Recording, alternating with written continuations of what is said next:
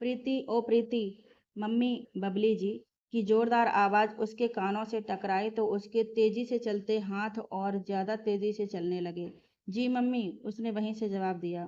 सुबह से लगी है, शाम होने को आई है, अभी तक कपड़े नहीं धुले। कब खत्म होगा तेरा काम? मम्मी की गुस्से से भरपूर आवाज ने उसके हाथ पांव फुला दिए। धुले हुए कपड़ों को निचोड़ने का इरादा करके वह जल्दी में अंदर की तरफ बढ़ी। मम्मी, सारे कपड़े, पर्दे, बिस्तर की चादरें, तकिए व कवर धुल गए हैं, बस थोड़े ही कपड़े बाकी रह गए हैं, उसने सभ्यता से कहा।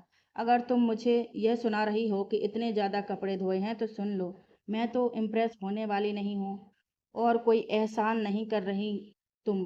मैं जो दिन रात इतनी मोटी मोटी और मुश्किल किताबों में सर खपाती हूँ तो उसके सामने घर के ये दो चार छोटे मोटे काम कोई हैसियत नहीं रखते। इससे पहले कि मम्मी आगे कुछ बोलती, पास बैठी परी ने उसे अच्छी अच्छी सुना दी। नहीं परी, मैं भला तुम्हें क्यों कुछ सुनाऊंगी? मैं तो सिर्फ मम्मी को। अच्छा, बहस खत्म करो, जाकर काम पूरा करो, उसके बाद खाना बनाना है तुम्हें, और परी तुम्हारी मदद करवा देगी। थकान से बुरा हाल था उसका, मगर मम्मी की बात पर खामोशी से वापस मुड़ गई। ऐसे व्यवहारों की आदी हो चुकी थी वह। कपड़ों की बाल्टी उठाकर वह एक बार फिर छत पर आ गई, कपड़े फैलाकर वापस आई और बाकी कपड़े तेजी से धोने लगी। हे भगवान, लड़की खुद पर कुछ तो दया कर। सुबह से कपड़े धो रही हो, तुम थकती क्यों नहीं? शालू, जो कि प्रीति की बेस्ट फ्रेंड और पड़ोसी थी, हमेशा की तरह उससे बोली। नहीं, एक उदास भरी मुस्कुराहट उसके चेहरे पर उभर कर फौरन खत्म हो गई थी। झूठ मत बोलो यार, इंसान हो तुम, मशीन तो नहीं। इतना जुल्म खुद पर क्यों करती हो? शालू ने आगे बढ़कर बाल्टी उठाई और सीढ़ियों की तरफ बढ़ गई। प्रीति खामोशी से उसके पीछे चल दी। अच्छे खासे पैसे भेजते हैं तुम्हारे पापा, फिर काम वाली क्यों नहीं रख लेती तुम्हारी मम्मी? वह भी उनके साथ छत पर आ गई। परी की पढ़ाई का खर्चा बहुत ज्यादा होता है, यूनिवर्सिटी के खर्चे भी तो इतने होते हैं। प्रीति कभी मम्मी के खिलाफ कुछ नहीं सुन सकती थी। एक तो यह परी, उसका नाम लेते ही शालू का हलक कड़वा हो जाता। जानती हूँ, उसके खर्चे भी मैं कपड़े, जूते, मेकअप और यूनिवर्सिटी में पार्टीज के अलावा थोड़े बहुत पढ़ाई पर भी हो जाते हैं खर्च, उसने मजाकिया अंदाज में कहा। ऐसी कोई बात नहीं है शालू, यूनिवर्सिटी जाती है तो कपड़ों का तो ख्याल रखना ही पड़ेगा ना। उसने हमेशा की तरह अपनी बहन की साइड ली। तुम्हें एक बात बताऊं प्रीति? शालू बाल्टी उठाकर सीढ़ियों की तरफ बढ़ी। प्रीति भी उसके साथ चलने लगी। आंटी और तुम मिलकर परी को बिगाड़ रहे हो। इंसान के रवैये में थोड़ी नरमी और झुकाव होनी चाहिए, मगर वह हद से ज्यादा जिद्दी और चिड़चिड़ी है। जो उसके दिमाग में समा जाए तो बस उसे पूरा करके छोड़ती है, शालू ने साफ कह दिया। अभी छोटी है यार, समझ जाएगी, प्रीति ने शालू की बात का बुरा मानते हुए कहा। छोटी है? शालू ने आंखें फैलाई। यूनिवर्सिटी में पढ़ती है प्रीति, बस तुम उसे सर पर चढ़ाती हो, वरना वह तो तुम्हें कोई अहमियत नहीं देती। उसके लहजे की कड़वाहट प्रीति साफ महसूस कर रही थी। बहन है मेरी, मुझसे छोटी है, तुम्हें पता है, माँ बाप और बहन भाई के रिश्ते वह प्योर रिश्ते हैं जो भगवान अपनी मर्जी से जोड़ता है और बनाता है। उन्हें कभी तोड़ने या खराब करने की बात नहीं करनी चाहिए। उसने सदुपदेश भरे अंदाज में शालू को समझाने की कोशिश की। तुम लाइलाज हो प्रीति, कुछ भी नहीं हो सकता तुम्हारा। मैं तो जो भी कहती हूँ तुम्हारी मोहब्बत में कहती हूँ, शालू कंधे उचकाते हुए बोली। जानती हूँ, मैं तुम्हारी मोहब्बत की बहुत कद्र करती हूँ। अब इतनी भी बेवकूफ़ नहीं कि प्यार को ना समझ सकूं, वह भलाई के अंदाज में बोली। प्यार के साथ साथ नफरत, लापरवाही, खुदगर्जी और लालच को भी समझना जरूरी होता है, वरना वक्त गुजरने के बाद सिवाय पछतावे के कुछ भी हाथ नहीं आता, सालू उसे समझाने के अंदाज में बोली। मैं नहाकर कपड़े बदल लूं, फिर चाय बनाती हूँ, मिलकर पीते हैं, प्रीति अपने हल्के रंग का सादा सा सूट निकालते हुए बोली। बहुत थक गई हो ना? शालू ने एक बार फिर से सवाल किया। कुछ ज्यादा नहीं, उसने मुस्कुराते हुए कहा और कपड़े उठाकर वॉशरूम में घुस गई। नहाकर वह किचन में आई तो देखा शालू चाय बना चुकी थी। चाय तैयार है प्रीति, तुम बाहर जाओ। शालू को उसके चेहरे से अंदाजा हो रहा था कि वह कितनी थक चुकी है। मैं लेकर आती हूँ चाय। वह खामोशी से खड़ी रही। शालू ने 2 कपों में चाय डाली और दोनों बाहर आ गईं। प्रीति, मेरे सर में बहुत दर्द हो रहा है, 1 कप चाय बना दो, मैं पढ़ रही हूँ। अभी प्रीति बरामदे में बैठी ही थी कि परी वहां आ गई। तुम ये ले लो, मैं और बना लेती हूँ, उसने अपना कप उसकी तरफ बढ़ाया, जिसे थामने में उसने लम्हा भी न लगाया। चाय लेकर वह वापस मुड़ गई और शालू उसे देखती रह गई। ये क्या किया तुमने? गुस्से से बुरा हाल था शालू का। एक कप चाय ही तो थी ना, कोई बात नहीं, मैं और बना लेती हूँ। उसके इतने सुकून से बोलने पर शालू का पारा और ज्यादा हाई हो गया। बात एक कप चाय की नहीं, उसूल और एहसास की है। हर वक्त तुम पर अपनी पढ़ाई का रौब झाड़ती रहती है। तुम पर एहसान नहीं कर रही वह? उसने गुस्से से भरपूर नजर खामोश बैठी प्रीति पर डाली। तुम्हारी ये जो चुप्पी है ना, कभी तुम्हें कुछ नहीं देगी। उसने अफसोस भरी नजरों से प्रीति को देखा। क्या करूं, कैसे बोलूं? और फिर बोलने से हक नहीं मिलता, बल्कि रिश्तों के बीच एक लिहाज, आदर, मान सम्मान का जो पर्दा होता है, वह भी गिर जाता है। ऐसी जगह बोलने से खामोशी बहुत बेहतर है। सर झुकाए बैठी वह सोच कर रह गई। तुम यह चाय पी लो, मैं चलती हूँ, बहुत देर हो गई, मम्मी इंतजार कर रही होंगी। शालू उदास सी होकर चली गई और वह उसे रोक भी न सकी। प्रीति बेटा, मेरे लिए भी चाय बना देती। अंदर से मम्मी की आवाज आई तो वह उठकर किचन की तरफ बढ़ गई। कुछ ऐसे ही व्यवहारों में पलकर वह जवान हुई थी, लेकिन जवान से कभी चुप कुछ भी ना कहती थी। और उसकी यही चुप्पी उसकी बेस्ट फ्रेंड शालू को बहुत चुभती थी, लेकिन उसका भी उस पर कोई बस नहीं था, नहीं चलता था। प्रीति अपने माता पिता की बड़ी और परी छोटी बेटी थी। प्रीति के पापा पंकज शर्मा विदेशी कंपनी में कर्मचारी पद पर कार्यरत थे, जिनका खास मौकों और त्योहारों पर ही दिल्ली अपने घर आना होता था। लखनऊ से माया आंटी का बेटा संजय भरद्वाज आ रहा था। माया आंटी प्रीति की मम्मी की बचपन की दोस्त थी। संजय बचपन में कभी अपने मम्मा डैडी के साथ आया था, उसके बाद पढ़ाई में ऐसा बिजी हुआ कि इस तरफ आना ही नहीं हुआ। फिर अब्रॉड चला गया। अब स्टडी कंप्लीट करके इंडिया आया तो दिल्ली आने वाला था।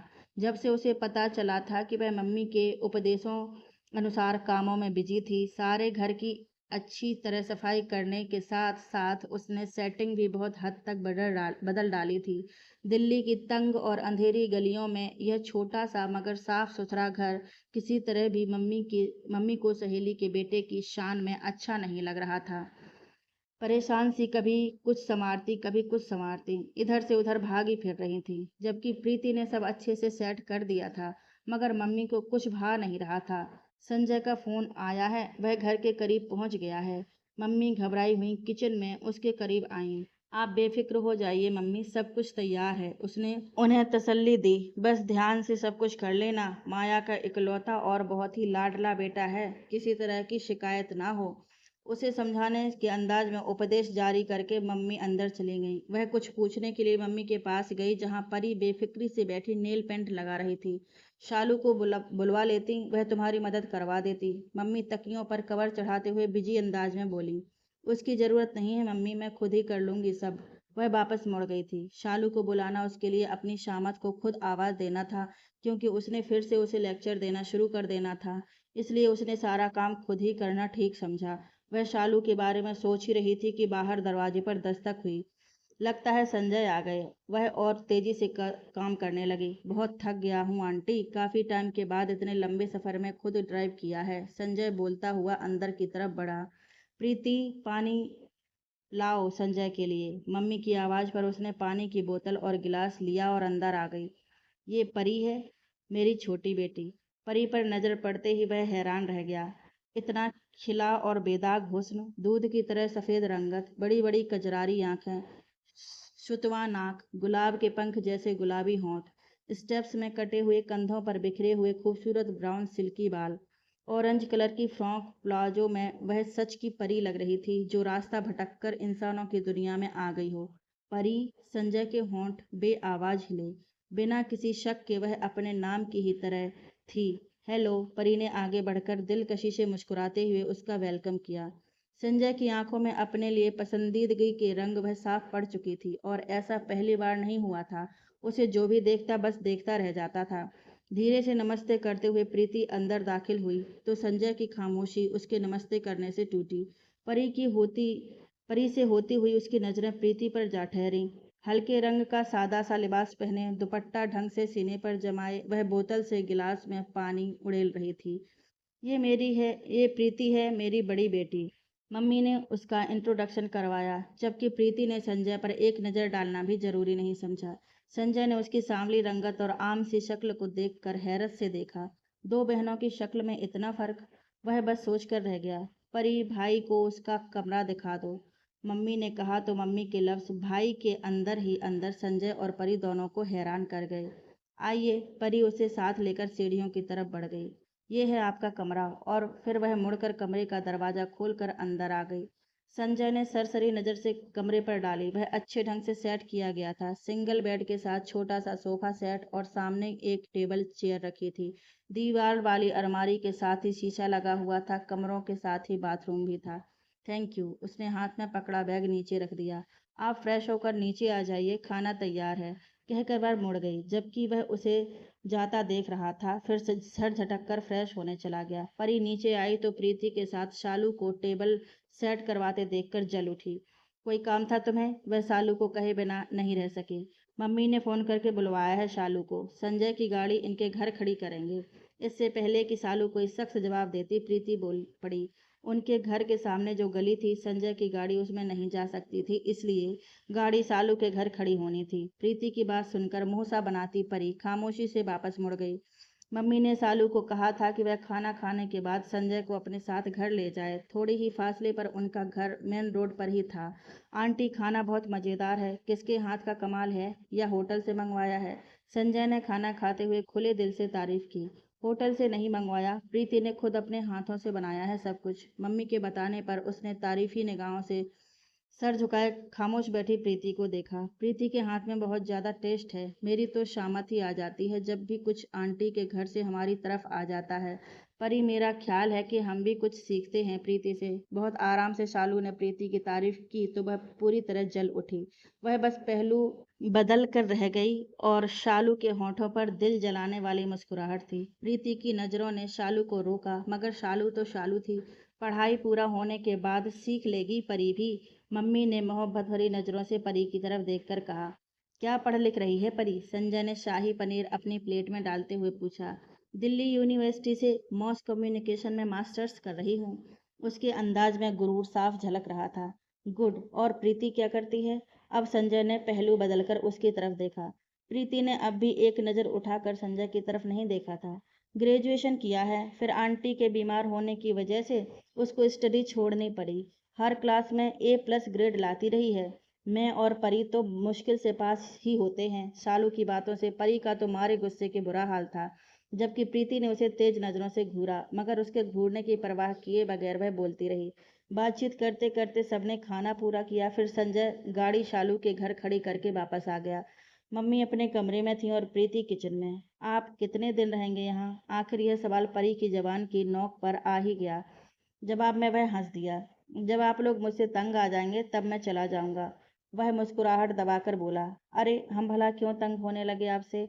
वह उसके बराबर में ही सोफे पर चढ़कर बैठ गई। मम्मी बहुत खुश हैं आपके आने से, उसने धीमी आवाज में कहा। और तुम? संजय ने गहरी नजरों से उसका जायजा लिया तो वह सकपका गई। मैं भी खुश हूँ, कहते हुए उसने दरवाजे की तरफ देखा जहां से मम्मी आ रही थी। आंटी, वो मम्मा ने आप लोगों के लिए कुछ तोहफे भिजवाए हैं। वह कुछ पैकेट्स उन्हें थमाते हुए बोला। अरे, इन सब की क्या जरूरत थी बेटा? आंटी, इस बारे में मम्मा से ही बात कीजिएगा। ये ड्रेस परी के लिए और यह प्रीति के लिए। सब चेंज करके उन सब चीज़ें उनके हवाले करके वह बैठा उन्हें देख रहा था। वाह, यह प्रीति का ड्रेस कितना प्यारा है। परी की नज़रों में उसकी पसंद को वह अच्छे से देख चुका था। उसी वक्त प्रीति अंदर आ गई। बेकार में तकलीफ की माया ने, इस सब की क्या जरूरत थी? दिल ही दिल में तो वह बहुत खुश हुई थी, मगर जबान से तो उन्होंने एक बार फिर से औपचारिकता निभाई।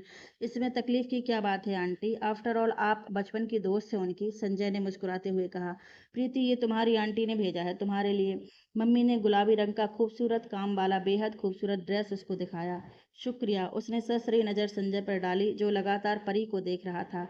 प्रीति, यह पिंक ड्रेस मुझे बहुत पसंद आया है। यह मैं रख लूं? तुम मेरे वाला ले लो, परी बड़ी आराम से बोली। परी, लाल रंग तुम पर जचेगा। तुम अपना ड्रेस लो और प्रीति को उसका ही दो। मम्मी ने उसे तेज नजरों से देखा। कोई नहीं मम्मी, जब प्रीति ने कह दिया, फिर आपको क्या एतराज है? उसने दुपट्टा उठाकर झट से ओढ़ लिया। उस पर यह रंग बहुत सूट कर रहा था। मेरे पास पहले ही बहुत सारे लाल ड्रेस हैं। इस रंग का तो मैंने कभी बनाया ही नहीं। वह शीशे के सामने जा खड़ी हुई। मम्मी, अच्छी लग रही हूं ना? उसने अदा से घूमकर संजय को देखते हुए मम्मी से पूछा। संजय की नज़रों की तारीफ ही प्रीति से छुपी नहीं थी, जो नज़रों में ही उसकी तारीफ के कसीदे गढ़ रहा था। अच्छी लग रही हो, मम्मी ने प्यार से उसे देखते हुए कहा। मम्मी, मैं सोने जा रही हूँ, अगर कोई काम हो तो बुला लीजिएगा। प्रीति वहां से उठकर आई। उसे परी की हरकतों पर संजय के सामने शर्म आ रही थी। क्या सोचता होगा वह कि हम इतने गए गुजरे हैं कि परी एक जोड़ा मिल जाने पर इस तरह खुश हो रही थी जैसे कभी कपड़े देखे ही नहीं। सोचो कि ताने बाने बुनते हुए वह ना जाने कब सो गई। संजय भी उसे सोने के लिए ऊपर चला गया। परी, संजय को एक गिलास दूध तो दे आओ। मम्मी के कहने पर उसकी तो जैसे मन की मुराद पूरी हो गई हो। वह झट से उठकर किचन की तरफ भागी और मम्मी के हाथों से दूध लेकर ऊपर जा पहुंची। ये मम्मी ने आपके लिए दूध भिजवाया है। बिना दस्तक दिए ही वह गिलास लिए अंदर दाखिल हो गई। वह सोने के लिए बेड पर जा ही रहा था कि उसे सामने देखकर हाथ में पकड़ी टी शर्ट उसने जल्दी से वापस पहन ली। लेकिन परी उसकी सिक्स पैक्स बॉडी देखकर हैरान रह गई। दूध तो नहीं, कॉफी का मूड हो रहा है। अगर तुम्हें तकलीफ ना हो तो, कहता हुआ वह बेड पर बैठ गया और हाँ उसकी तरफ देखते हुए बोला, हाँ हाँ क्यों नहीं। वह दूध का गिलास लेकर वापस मुड़ गई। क्यों, क्या खबर? उसे क्या खबर कॉफी कैसे बनती है? उसे तो ढंग से चाय भी बनानी नहीं आती। एक ख्याल बिजली के कौंदे की तरह उसके जहन में लपका। प्रीति, प्रीति, उसके पास बैठी वह आवाजें दे रही थी। प्रीति जल्दी उठो, एक प्रॉब्लम हो गई है। क्या हुआ? सब ठीक तो है ना? वो एक्चुअली संजय को कॉफ़ी पीनी है। मुझे तो बनानी आती नहीं है। तुम बना दो प्लीज। उसकी बात पर प्रीति ने हैरान होकर उसकी तरफ देखा। दिन भर की थकान के बाद वह अब सोने के लिए लेटी थी, मगर आराम शायद उसके नसीब में नहीं था। तुम्हें बनानी नहीं आती तो तुम मना कर देती। बेदिली से वह वॉशरूम में मुंह धोकर आई। वो मेहमान हैं। प्रीति, इस तरह से मना करना अच्छा नहीं लगता। प्रीति खामोशी से किचन में आ गई। संजय भी आकर बरामदे में बैठ गया। परी ने उसे देखा तो झट से प्रीति के करीब आई। प्रीति, तुम कॉफी बनाकर यहीं खड़ी रहना जब तक वह ऊपर ना चला जाए। उसे पता नहीं चलना चाहिए कि कॉफी मैंने नहीं तुमने बनाई है। परी ने उसके कान में कहा तो वह बस उसे देख कर रह गई। लीजिए, कॉफी तैयार है आपकी। थोड़ी देर में वहीं बरामदे में आकर उसने कॉफी का कप उसे थमाया। थैंक्स, लेकिन सिर्फ एक कप? तुम नहीं पियोगी? संजय ने सवाल किया। नहीं, मुझे ज़्यादा पसंद नहीं है, उसने बात बना डाली। मगर आज तुम्हें मेरे साथ पीनी पड़ेगी। वह फौरन उठकर किचन की तरफ बढ़ा। रुको रुको संजय, वह हड़बड़ाती भागकर उसके पीछे आई, मगर वह अंदर जा चुका था। आप इस वक्त यहाँ? प्रीति सेल्फ से टेक लगाए खड़ी थी। कच्ची नींद से जागी नींद भरी आंखें संजय को सामने देखकर फैल गईं। पल में ही वह बात की तरह तह तक पहुंच गया था। उसे कुछ और पूछने की जरूरत नहीं पड़ी। वो, ये प्रीति पानी पीने आई थी, पीछे से परी ने कहा। प्रीति उन दोनों की तरफ देखे बगैर संजय की साइड से होकर निकलती चली गई। संजय ने एक खाली कप उठाया और वापस आ गया। आधी कॉफी उसमें डालकर परी को थमा दी। बहुत मजेदार कॉफी है। पता नहीं वह प्रीति की तारीफ कर रहा था या उस पर टोंट। परी समझ नहीं पाई। फिलहाल तो वह कॉफी पीना परी के लिए जंग जीतने के बराबर था, क्योंकि उसे कॉफी सख्त नापसंद थी। जैसे तैसे कॉफी खत्म की, संजय सोने के लिए ऊपर अपने कमरे में चला गया। उसके जाने के बाद परी भी सोने चली गई। सुबह में वह तेजी से नाश्ता बनाने में मगन थी। मोबाइल पर हल्की आवाज में जगजीत सिंह की गजल भी चला रखी थी। होश वालों को खबर क्या, बेखुदी क्या चीज है। इश्क कीजिए फिर समझिए जिंदगी क्या चीज है। Nice song. उसकी आवाज पर प्रीति ने झट से देखा, फिर काम करने लगी। सॉरी, रात आपको मेरी वजह से तकलीफ हुई और नींद भी खराब हुई। एक्चुअली मुझे मालूम नहीं था कि परी को कॉफी बनाना नहीं आती। उसकी बात पर तेजी से चलते उसके हाथ लम्हा भर को रुके, मगर अगले ही लम्हे खुद को संभाल कर गजल बंद कर दोबारा काम करने लगी। अरे बंद क्यों कर दिया? वह कुछ नहीं बोली। वैसे कॉफी बहुत मजेदार थी। किचन के दरवाजे से टेक लगाए हाथ सीने पर बांधे वह आराम से खड़ा था। आपका नाश्ता तैयार है, आप बाहर जाकर बैठिए, मैं लेकर आती हूँ। उसकी किसी भी बात का प्रीति ने जवाब नहीं दिया, ना ही नजर उठाकर उसकी तरफ देखा। पराठों की खुशबू तो बहुत मज़ेदार है। आज मैं खा लेता हूँ, मगर कल से मेरे लिए ब्रेकफास्ट में सिर्फ एक गिलास फ्रेश जूस और हाफ फ्राइड अंडा बना दीजिएगा। ये कहकर वह वापस मुड़ गया और बाहर जाकर बरामदे में दीवान पर बैठ गया। आपका नाश्ता टेबल पर रख दिया है, उसने धीरे से उससे कहा और मम्मी के लिए चाय का कप लेकर अंदर की तरफ बढ़ गई। नाश्ते में जूस और हाफ फ्राइड अंडा देखकर वह मुस्कुराए बिना नहीं रह सका। उसके कल के नाश्ते की ख्वाहिश आज ही पूरी हो गई थी। प्रीति, एक कप कॉफी बनाकर संजय के कमरे में ले आओ, मैं भी वहीं पर हूँ। शाम में वह बर्तन धो रही थी जब परी ने उसे उपदेश जारी करके चलती बनी। उसने कॉफी बनाई और लेकर बेदिली से ऊपर आ गई। हाँ हाँ हाँ, बिल्कुल ठीक कह रही हो तुम, संजय का जानदार हंस कह कहा उसके कानों से टकराया। हम दोनों वाकई एक दूसरे से बहुत अलग हैं। जो भी है यह सुनता है कि हम सगी बहनें हैं, हैरानी से रह जाता है। एक्चुअली मेरी शक्ल मम्मी से मिलती है और प्रीति की दादी से। उनकी बातें सुनकर उसका दिल किया कि वहीं से वापस लौट जाए। अच्छा वैसे प्रीति, इतने में उसने दरवाजे पर दस्तक दी तो संजय उसके नाम के आगे कुछ बोलता हुआ चुप हो गया। उसने दरवाजा खोला तो सामने प्रीति खड़ी थी। Thank you. उसने कॉफी का कप प्रीति से पकड़ लिया। आप भी आ जाइए, हमें ज्वाइन कर सकती हैं। फनी मूवी देख रहे थे हम। परी बड़े मजे से सोफे पर उसके साथ बैठी फिल्म देख रही थी। प्रीति के माथे पर फैलती नापसंदगी की लकीरें संजय साफ पढ़ सकता था। पता नहीं वह सफाई दे रहा था या प्रीति को ऐसा महसूस हुआ। शुक्रिया, छोटा सा लफ्ज बोलकर वह वापस मुड़ गई। परी ने उसकी तरफ एक बार भी देखना गवारा नहीं किया। नीचे आकर वह लाउंज में बैठ गई। तुम इतनी बेवकूफ और कम अक्ल हो परी, मुझे अंदाजा नहीं था। रात के इस पहर तन्हा एक अनजान लड़के के साथ बैठी मूवी देख रही हो। वह सर पकड़कर वहीं बैठी रही। उसे वहां बैठे हुए कुछ ही देर गुजरी थी कि एक धमाके के साथ लाइट बंद हो गई। हे भगवान, ये क्या हुआ? वह घबराकर उठकर खड़ी हो गई। ऊपर जाऊं या नहीं? वह अभी इसी उलझन में थी कि परी उसे आती दिखाई दी। तुम सोई नहीं? उसे सामने देखकर परी ने ठिठक कर पूछा। नहीं, वह सपाट लहजे में बोली। एक गहरी चुभती हुई नजर प्रीति पर डालकर वह अंदर चली गई। संजय भी उसके पीछे नीचे आ गया। प्रीति ने एक हल्की सी नज़र उस पर डाली और नीचे नजरें करके बैठ गए। क्या हुआ परी? डांट पड़ रही थी क्या? संजय ने परी के पास जाकर पूछा। अभी हमें डांटने वाला इस दुनिया में कोई पैदा नहीं हुआ, उसने एक अदा से कहा। प्रीति, बरामदे में पलंग डाल लो। भाई कमरे में तो बहुत उमस हो गया है। मम्मी उसे आवाज़ें देती वहीं बाहर चल निकल गईं। संजय बेटा, तुम भी नीचे आ गए, अच्छा किया। प्रीति, एक पलंग संजय के लिए भी डाल देना। मम्मी की आवाज़ सुनकर भी वह खामोश बैठी रही, मगर ज़्यादा देर तक ऐसा कर न सकी और मजबूरन उठकर बाहर आ गई और पलंग डालने के बाद बिस्तर लगाकर वह अंदर आ गई। अपनी पलंग तो डाल लो, उसे अंदर जाता देख मम्मी ने कहा। मैं अंदर सोने जा रही हूँ, मुझे नहीं लगती गर्मी। वह अंदर चली गई और परी लगातार संजय से बातें कर रही थी, जबकि वह खामोश बैठा था। अंदर इतनी उमस और गर्मी है, तुम्हें तो गर्मी लगती भी बहुत ज्यादा है, फिर अंदर क्यों सोना है? इधर ही डाल लो पलंग। वह पानी पीने आई तो मम्मी ने उसे फिर से कहा। नहीं मम्मी, मुझे अंदर ही सोना है। बीच वाली पलंग पर मम्मी लेट गईं और दोनों साइडों पर परी और संजय थे। पता नहीं कैसी लड़की है प्रीति, संजय ने एक पल को मन में सोचा और फिर आंखें बंद करके लेट गया। कमरे में वाकई बहुत उमस और गर्मी थी। वह बेचैनी से करवटें बदल रही थी। 2 घंटे बाद लाइट आई, तब उसकी आंख खुली। कुछ ही देर में वह पूजा के लिए उठ गई। बिस्तर से उठते हुए उसका जिस्म पूरी तरह से टूट रहा था। उठकर खड़ी हुई तो आंखों के आगे अंधेरा छाने लगा। बड़ी मुश्किल से पूजा के बाद किचन में आ गई। मम्मी को चाय देने के बाद वह परी और संजय को उठने का इंतजार करने लगी। परी को उठता देख तो वह किचन में चली गई। मम्मी, आज लेट हो जाऊंगी, खाने पर मेरा इंतजार मत कीजिएगा। तेज तेज बोलती हुई परी नहा धोकर तैयार होकर कमरे से बाहर निकली। नाश्ता तो कर लो, प्रीति किचन से बाहर निकलते हुए बोली। देर हो जाएगी, नाश्ता नहीं कर सकती, वह कहती हुई जल्दी में सीढ़ियों की तरफ बढ़ गई। वापस आई तो संजय भी उसके साथ था, जो उठकर अपने कमरे में चला गया था। संजय को उसके साथ आता देखकर प्रीति वापस किचन में चली गई और मम्मी के लिए चाय बनाने लगी, साथ साथ माथे से पसीना भी साफ करती जाती।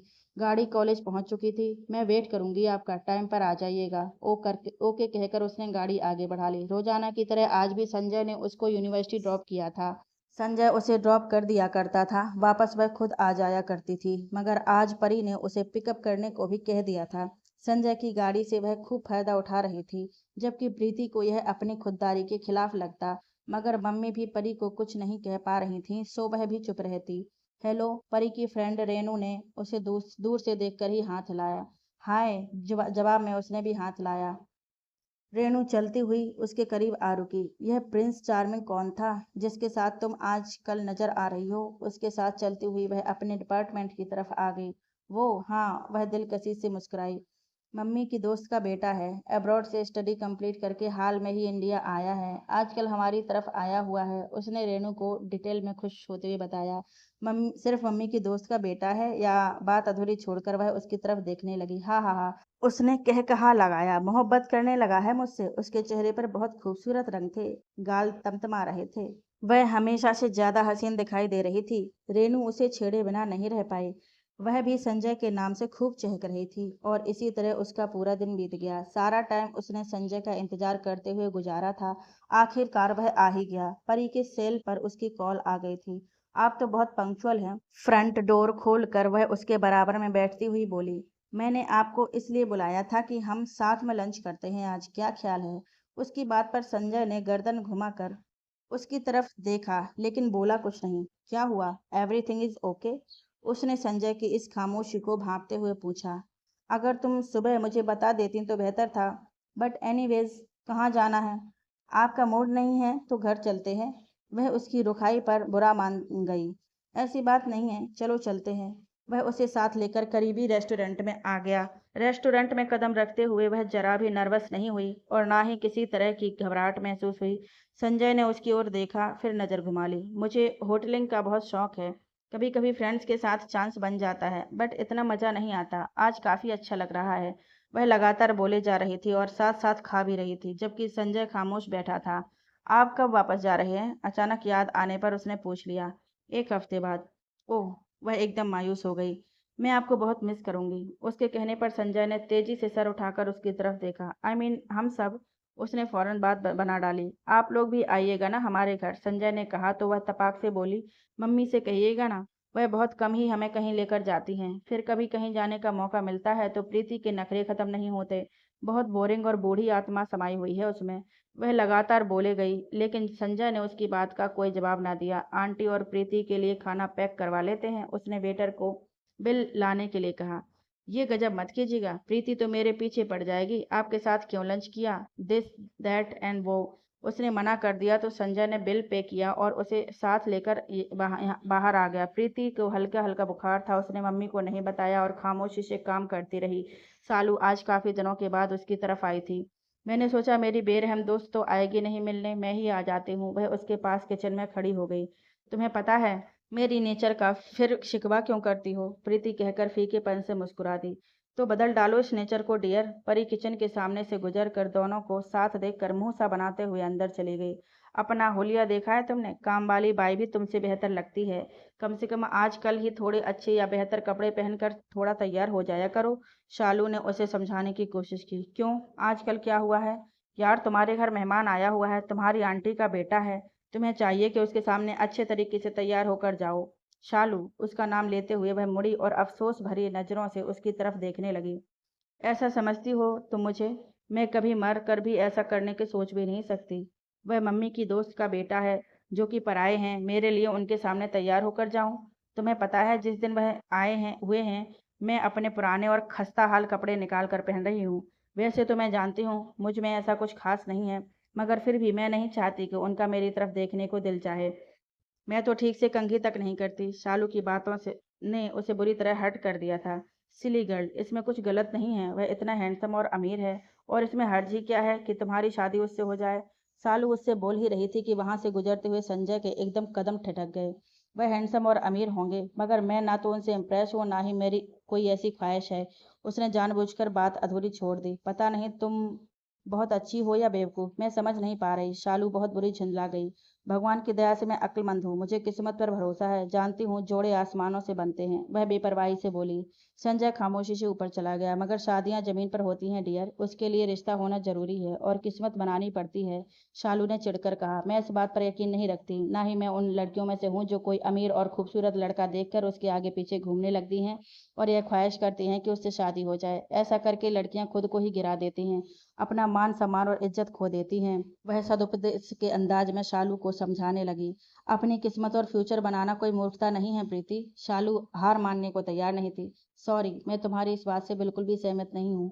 शालू, तुम्हें पता है मर्द की करीब की नज़र हमेशा खराब रहती है। दूर की चीजें उसे अट्रैक्ट करती हैं और कभी पास पड़ा हुआ हीरा भी नजर नहीं आता। प्रीति आराम से बोली। तो इसका मतलब ये है कि मेरी प्यारी दोस्त, कि तुम संजय तुमसे इम्प्रेस तो जरूर हुआ होगा, अट्रैक्ट भी हुआ होगा, मगर क्योंकि तुम भी तो उसे उससे फ्री नहीं होती ना। मेरा ऐसा कोई इरादा या मकसद नहीं है शालू, मगर इतना ज़रूर जानती हूँ कि मर्द को हद से ज़्यादा अहमियत और अटेंशन देकर ही औरत अपनी कद्र खो देती है, अपनी गरिमा गंवा बैठती है। मर्द की फितरत है कि जब तक औरत उससे दूर होती है तो वह बहुत दिलकश लगती है, मगर पास आने पर उसे उतनी खूबसूरत नहीं लगती। परी तो फुल कोशिश में है कि संजय उसको पसंद कर ले। शालू परी की हरकतें देखकर इस बात को कई बार सोच चुकी थी कि आज कह ही डाली। बिल्कुल भी नहीं, मैं खुद को शो पीस बनाकर पेश नहीं कर सकती। मेरे लिए भगवान का फैसला बेहतरीन होगा।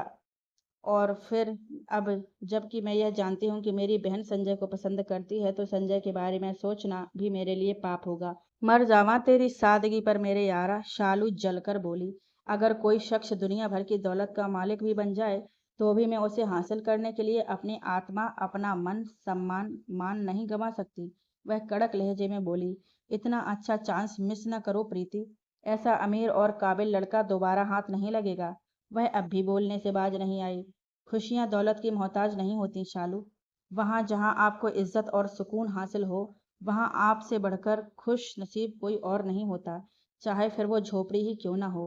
और मैं ऐसे शख्स की हमराही को अपनी खुश नसीबी समझूंगी।